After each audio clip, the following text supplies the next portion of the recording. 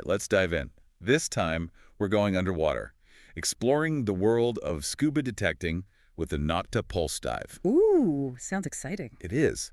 We've got John Guthrie from Metal Detectors South Africa, the exclusive importer of Nokta detectors, giving us some insights. That's great. And wait, there's more. We've also got a special guest, Mark Richtor. Oh, tell me more about him. He's a scuba detectorist from Strand who's been using the PulseDive for years, racking up some impressive finds. Wow, years, you say. He must really know his stuff.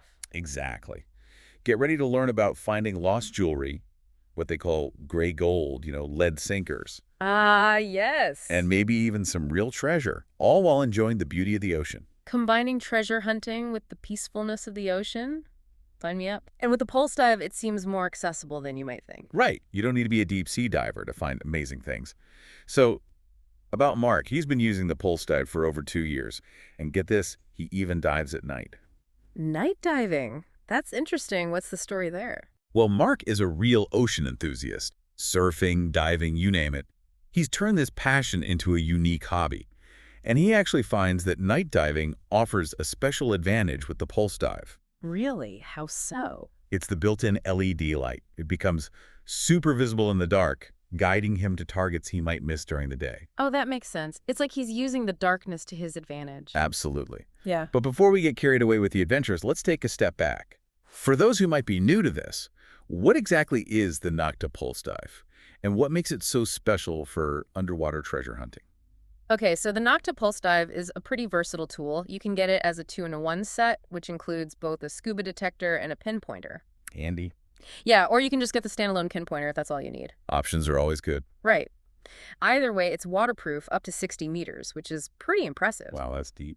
It also has a special dive mode that locks the buttons, so no accidental presses underwater. Smart feature. And just for fun, it comes in black or yellow. I like it. Style points matter, even underwater, Right. right? But how does this thing actually work in salt water? Doesn't that usually mess with metal detectors? That's where the PulseDive's technology comes in. It uses pulse induction, which is perfect for salt water. Ah, so that's the secret. Unlike other types of metal detectors, pulse induction cuts through the interference from salt water, allowing you to pinpoint targets accurately. So it's specifically designed for those tricky underwater conditions. That's great. Now, I'm also seeing it has a built-in wireless module. What's that for? Oh, that's for connecting to wireless headphones, specifically the Nokta Macro 2.4 gigahertz Green Edition wireless headphones. Nice. You can hear those target signals loud and clear, even with all the ocean sounds around you. And with a 9-hour battery life, you've got plenty of time to explore. 9 hours. That's impressive. Mm. But let's get back to Mark. What are some of his secrets to success as a scuba detectorist? Well, one thing that stands out is that he uses all 3 detection modes of the pulse dive. All 3? Yep, sound, vibration, and the LED light. That seems like a lot. It might seem like overkill, but it's actually a smart move underwater. Conditions can change quickly. True. You might have murky water, waves, or rocky terrain. By using all 3 modes, he makes sure he doesn't miss a thing. Makes sense. It's all about adapting to the environment, right? Yeah. Maximizing your chances of finding those treasures. Exactly. And speaking of adapting, he also told us you don't need to be a deep sea diver for this. He usually just snorkels in shallow water, maybe 50 centimeters to 1 meter deep. So I could potentially find something cool just snorkeling around with this pulse dive. You absolutely could. He focuses on areas like rock pools, places with sand movement, spots where things settle. I'm starting to get the itch to try this out myself. Mark actually started with the 4-inch, but now he's a big fan of the 8-inch. Oh, why the switch? He found it gives him double the coverage area and depth. That means he can cover more ground quickly and find things buried deeper. Okay, so bigger is better in this case. But wouldn't a larger coil make it harder to pinpoint the exact location of a target?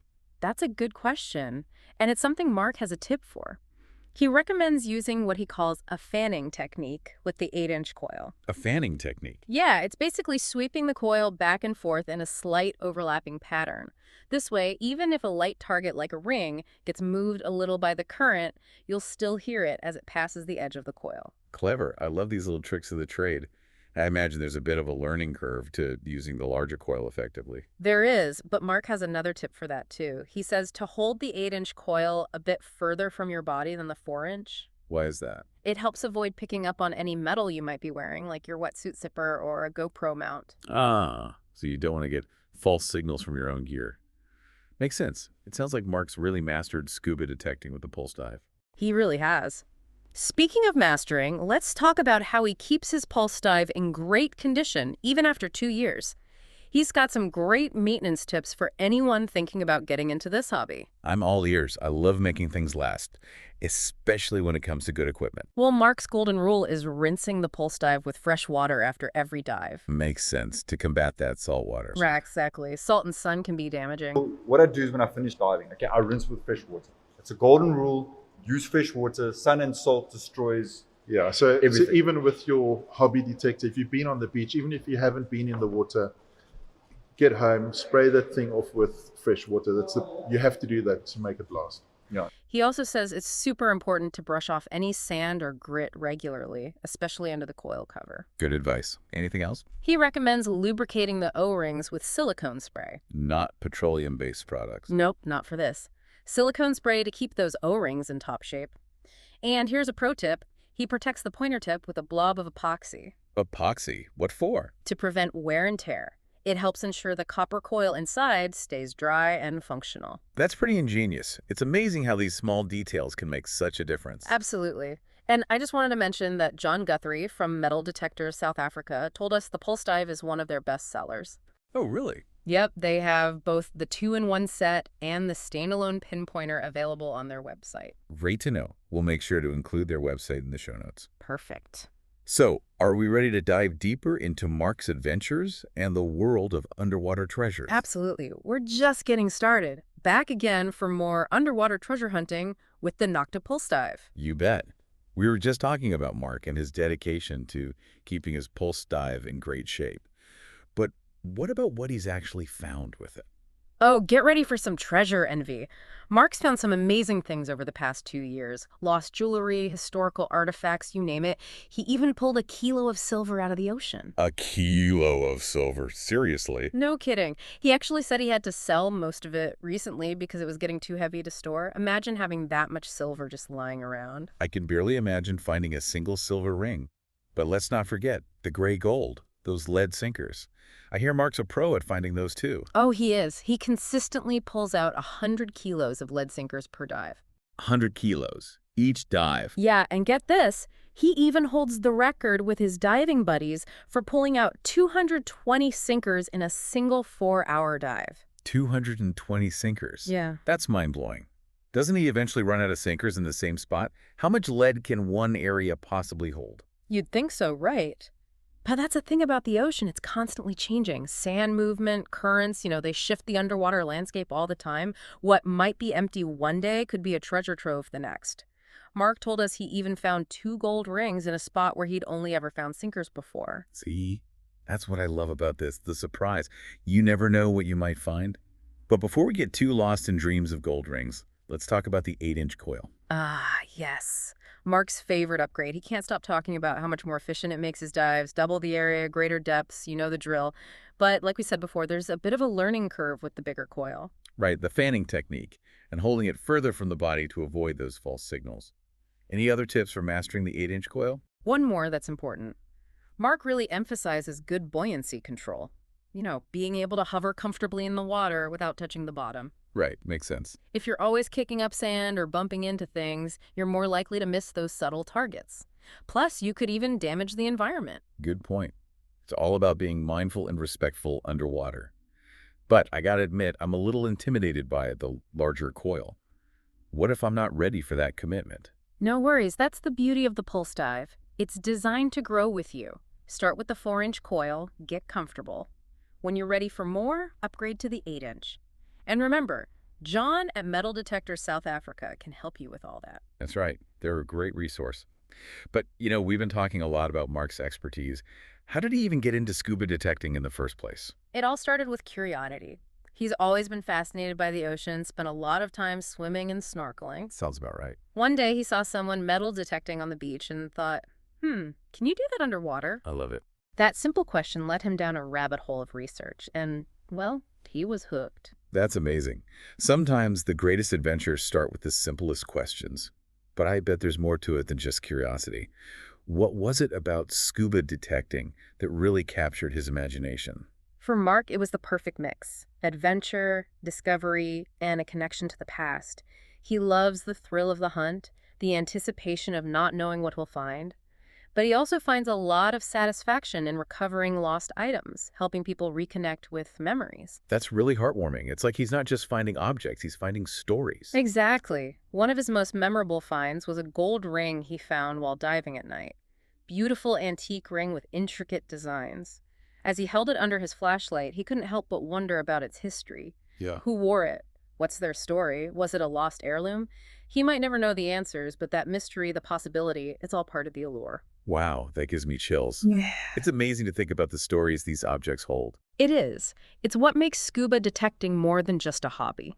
It's connecting with the past, with the people who came before us, with the hidden stories beneath the surface. Truly enriching. But what about the practical side? We've talked about the pulse dive, but what other gear do you need for scuba detecting? Well, besides the obvious, a good mask and snorkel, you'll need fins to help you move around underwater. Okay, and what about a wetsuit? Is that a must-have? It depends on the water temperature where you're diving. Ooh. Warmer waters, maybe just a rash guard for sun protection. Colder temperatures, you'll definitely want a wetsuit for comfort and safety. Makes sense. Now, safety gear. Are there any specific precautions for scuba detecting? Safety is always priority number one, especially when diving. Always best to dive with a buddy. Oh yeah, of course. Look out for each other, assist if there's an emergency. And remember Mark's tip about using a lanyard to secure the pulse dive to his wrist? Right. Another important safety measure. Prevents accidental drops, especially if you need both hands or encounter a current. Smart. Those little details can be lifesavers. One more aspect of scuba detecting worth mentioning: the community. The community, tell me more. Well, scuba detecting, like many hobbies, is more enjoyable when shared. Online forums, social media groups, even local clubs where enthusiasts can connect, share tips, organize group dives. That's cool. It's always more fun to share your passion with like-minded people. Exactly. And the scuba detecting community is incredibly welcoming and supportive. Seasoned pro or just starting out, you'll find people eager to share their knowledge and experiences. Sounds great. But what's the appeal of group dives? Wouldn't it be more competitive, everyone searching for treasure in the same area? You might think so, but it's actually quite the opposite. Group dives are more about camaraderie and shared exploration than competition. Really? Yeah, it's a chance to learn from each other, try new techniques, celebrate each other's successes. That's a refreshing perspective. It's not always about being the first to find the treasure. It's about enjoying the experience together. But there's always a little friendly competition, right? Oh, of course. A little friendly rivalry adds to the fun. But at the end of the day, it's the shared passion for the hobby, the joy of discovery that brings scuba detectorists together. That's beautiful. Sounds like a special community. It is, and it's something worth considering if you're thinking about trying scuba detecting. It's not just about the treasure. It's about the people you'll meet and the adventures you'll share along the way. Love that. That really captures the spirit of this deep dive. We've explored the equipment, the techniques, the safety, the legal aspects, and now the community. Feels like we've covered it all. Anything else before we wrap things up? One last thing, something John from MDSA emphasized. Always be respectful of the environment. Absolutely.